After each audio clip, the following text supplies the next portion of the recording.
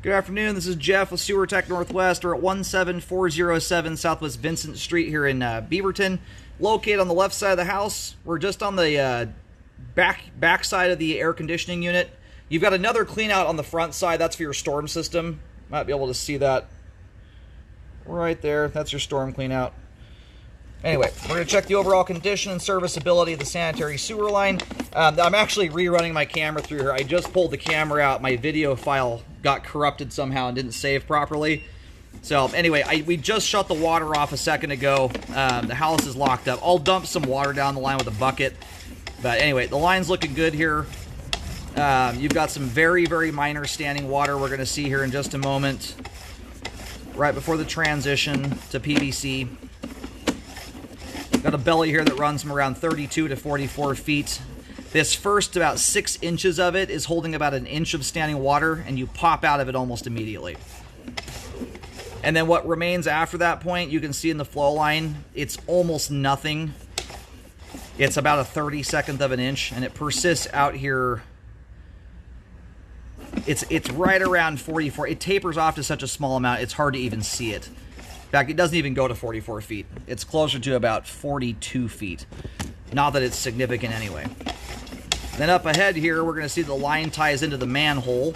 And it looks like we've got some evidence of a main lateral backup that's occurred. Had nothing to do with your sewer line at all. This is what happens when people abuse the sewer line.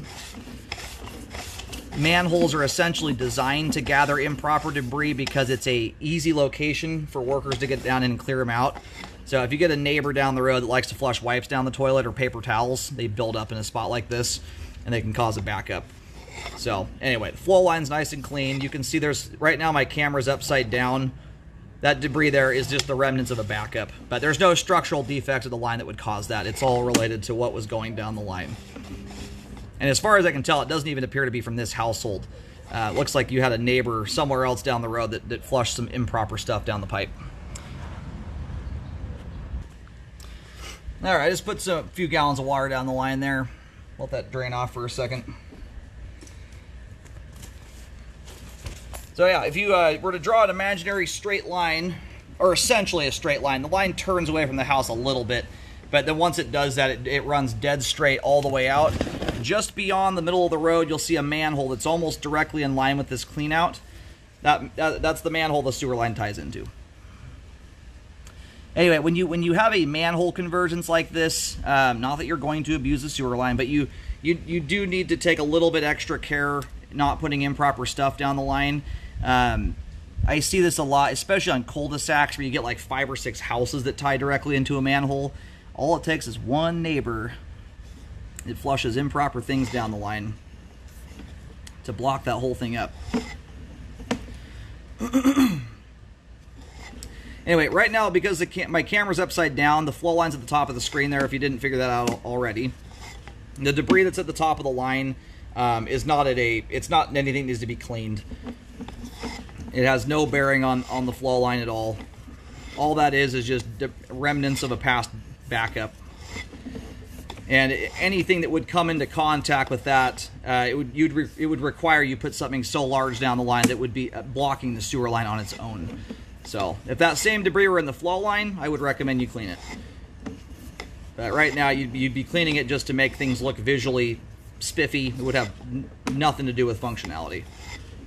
And whoever has been living here has been living clean as can be. The flow line in this line is amazing looking. It's super clean. And that comes from not putting cooking oil and grease down the line, which is a very good habit to keep up with. It mitigates a lot of blockage problems, especially when you have little kids in the household that like to ball up their toilet paper, which those blockages usually break loose on your own. Most people don't even realize they've happened when they do occur. But when you get a really greased up line, which is a common issue these days, that same blockage that would otherwise break loose on its own can withstand a lot more water building up behind it, and it's more likely some run-of-the-mill toilet paper blockage can result in a backup. So it's a good habit to keep up with.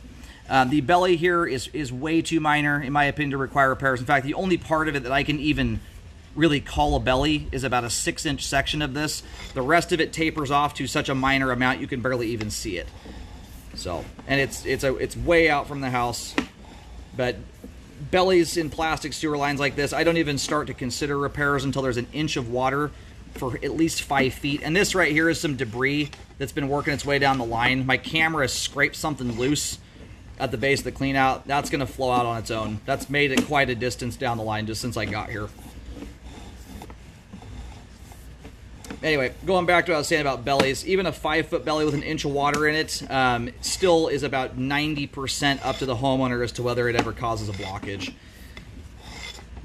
It requires very heavy abuse to get to that point, even with a 5-foot belly.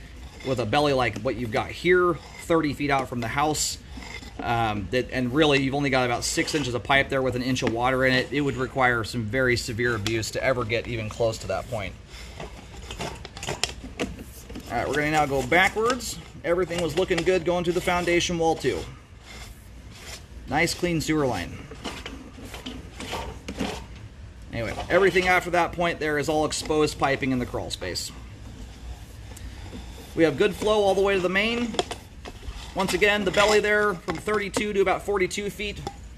Far too minor in my opinion to require repairs. There's not even enough buildup in the line to even recommend a few dollars in drain cleaning in that area there. So, not one that's concerning. And all the pipe we just scoped, all of it's in good condition and intact. Sewer line is functioning properly at this time.